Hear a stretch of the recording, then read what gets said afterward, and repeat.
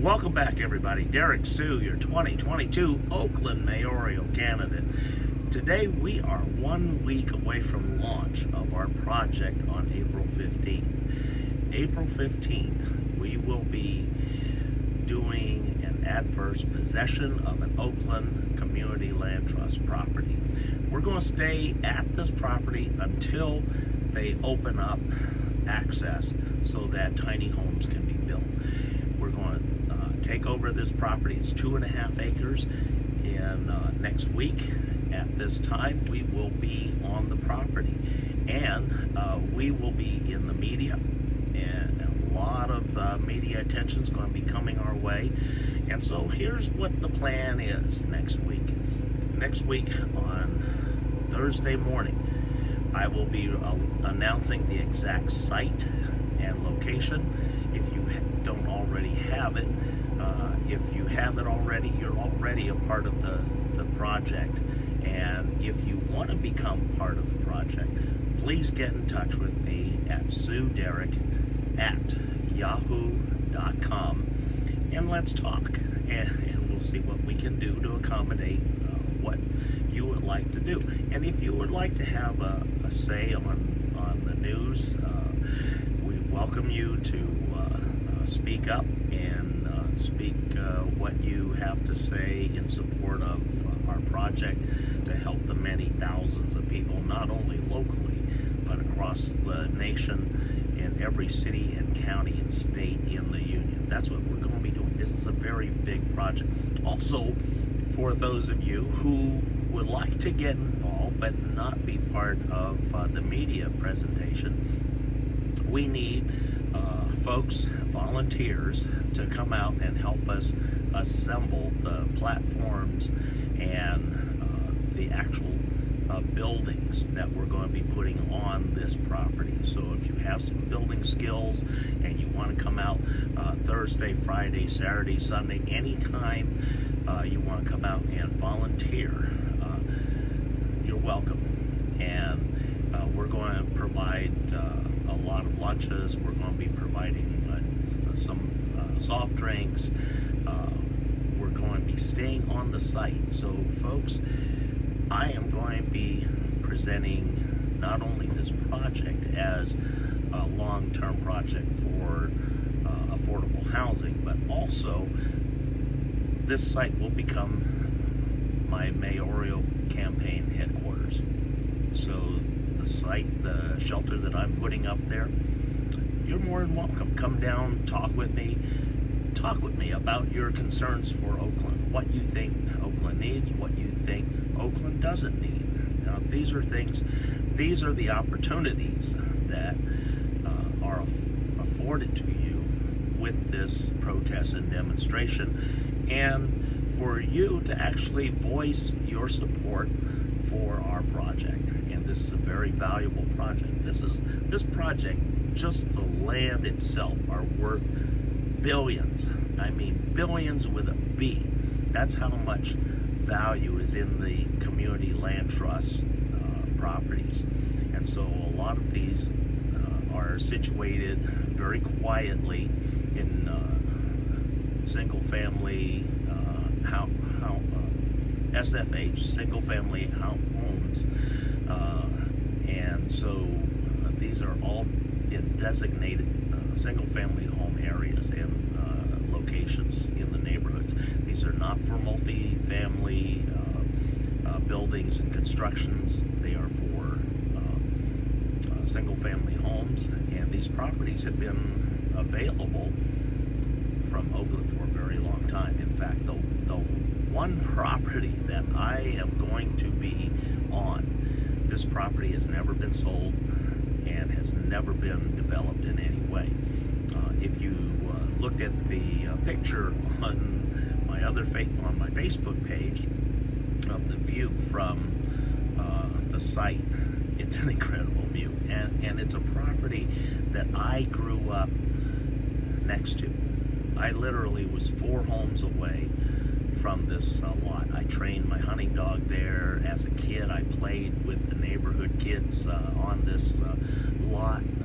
So lot of knowledge and a lot of experience. I know the history of this property because, like I said, it was there from a very early age. My family actually moved to this location 4 homes away back January 1st, 1966 is when we moved in. And so this lot has been empty the whole time across the street from where my parents' home is. There's 4 homes that are constructed across the street, ranging from the uphill side. There's 3 homes directly across, and then just slightly downhill from where my parents are, there's a 4th home, which is the bordering home to this lot. That was the last lot that was sold by the Community Land Trust to a developer, and all 4 homes back in the early 2000s when they were completed, each brand new, sold for $895,000. And also, what I should mention, at $895,000, the developer still lost money and went bankrupt. So that tells you that there's some very special conditions here with these properties. This is in the hills. There's a lot of building code requirements. Pilings have to be put into the ground to a depth of 25 feet, and a number of them, and that's to stabilize the foundation. And part of the construction of any homes that go on this lot have to have this very special construction to combat land movement. Plus, this site sits near the Hayward fault line in the Oakland Hills. So this is another reason why Oakland has not been able to do anything with this property, and it just sits there and sits there and sits there.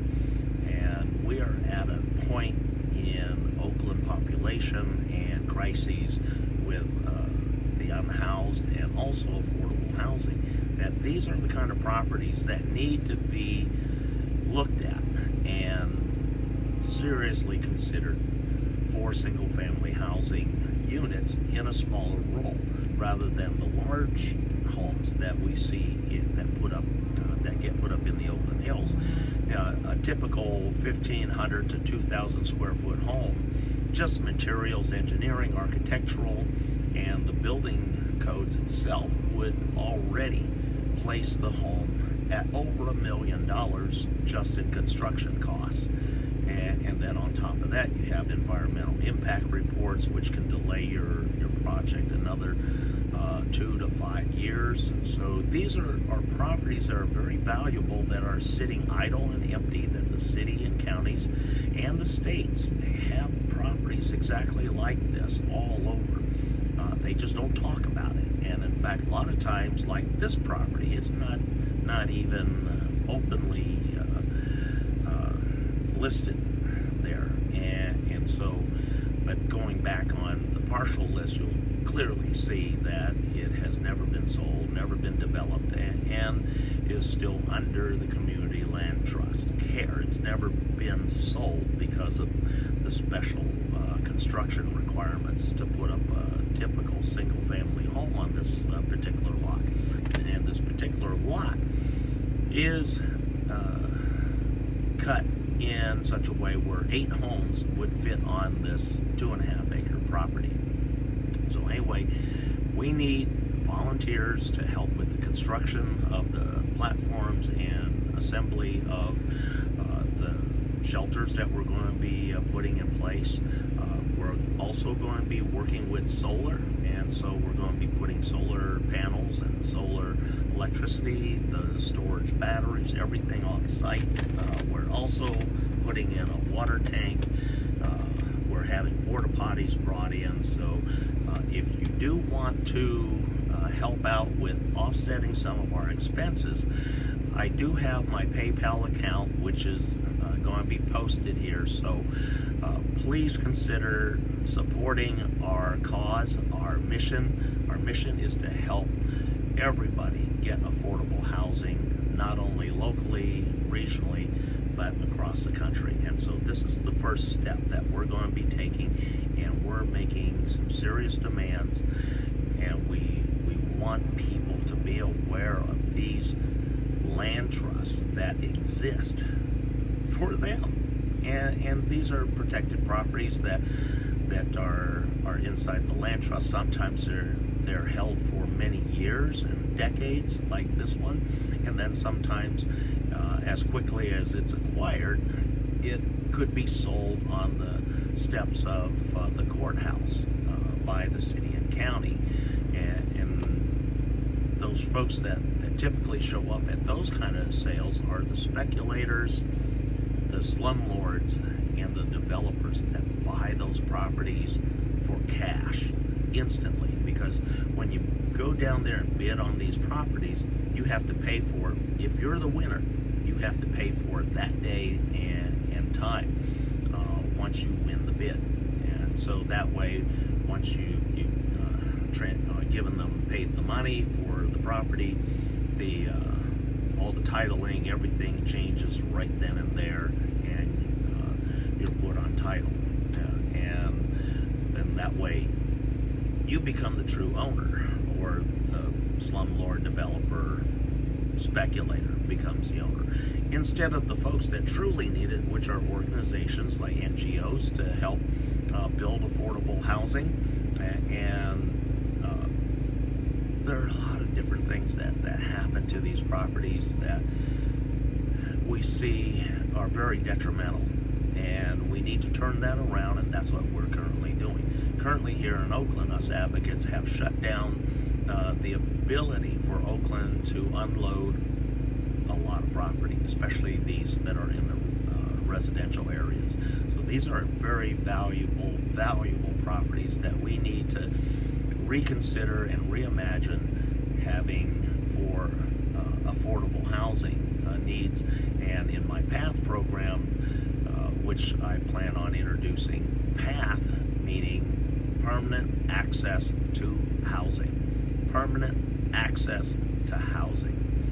And the program is a non-competitive alternative housing solution to the capitalistic system that we currently are all enslaved in. And so by using and utilizing this new system that I plan on putting in place, gives you heritage and sanctuary status, or one or the other.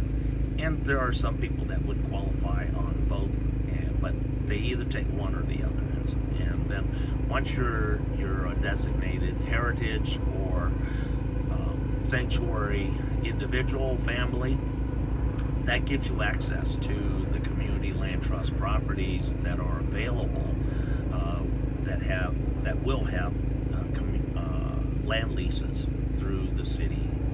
And with that land lease, that's a guaranteed spot for you to place your home. A 600 square foot, a maximum 600 square foot tiny home. And a tiny home, if we're going to be putting those on there, these are going to be real homes, and they meet HUD, Housing and Urban Development Standards of a housing unit, meaning that they have bathrooms, meaning that they have kitchens, meaning that they have running water, hot and cold, meaning that they have electricity, not only low voltage, but standard 120 volt also. And these are going to be off-grid, so they're not connected to PG&E. So we're bringing technology and demonstrating technology and how it can be used for these new tiny home villages. And that's a way that we cut costs and overhead for those that are truly struggling by removing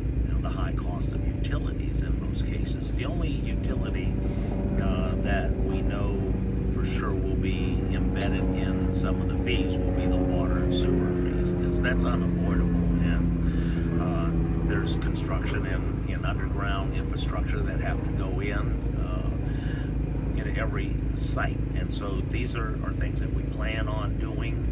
These are not sheds or what the city of Oakland calls community cabins. Community cabins do not have bathrooms, do not have kitchens.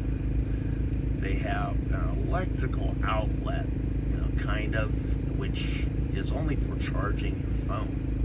And so these new homes, these tiny homes that we're talking about and putting in place, they're modeled in Emerald Village, in a model called Emerald Village in Eugene, Oregon. So you can look up Emerald Village in Eugene, Oregon. And other places that we have models that we're using is Tacoma and Seattle, Washington, and also Austin, Texas, which is community first. So we have a lot of successful models that we're looking at, and we're going to be duplicating here locally as part of this ongoing long-term adverse possession that we're about to launch. So stick with us, folks. We could really use your help. We need volunteers to help us construct the site. We need volunteers to help us with just some basic things going on the site. And also, if you would like to support the cause, I'll be posting my PayPal account, and you can donate money to the cause to help offset the cost for the porta potties. Porta potties are about $150 to $200 each, and then the monthly maintenance costs. So we would like to have at least two porta potties on site. So we're looking at $400 to $500 just for setup, delivery, and then approximately $100 to $150 every month for ongoing maintenance and replacement of pumping out and replacing of the fluids inside those porta potties. So those are where a lot of the expenses are going to be occurred with the porta potties, some with food, providing food for the folks there. Most of the folks are going to be providing their own food, and we also have commitments from many of our supporters to bring prepared meals to the site for all the folks. So we're looking for folks to also come in and help do the occupy this site. It's 2.5 acres.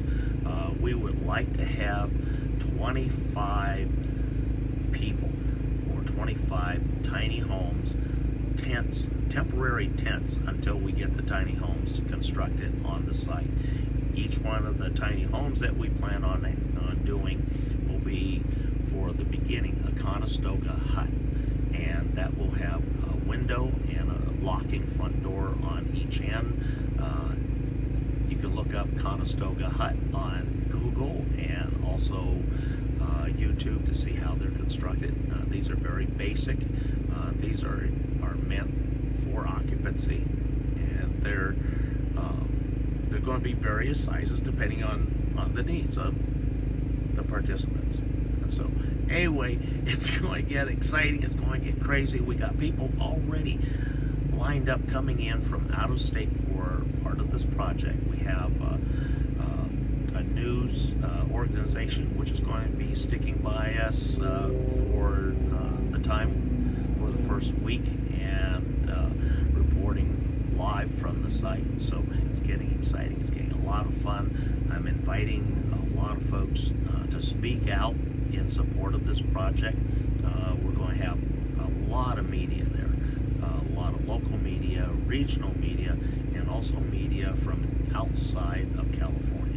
So this is a major project. If you want to participate, you want to get your voice heard, come on out. And as I said, stay tuned on this channel, because I'm going to release the exact location the morning of launch.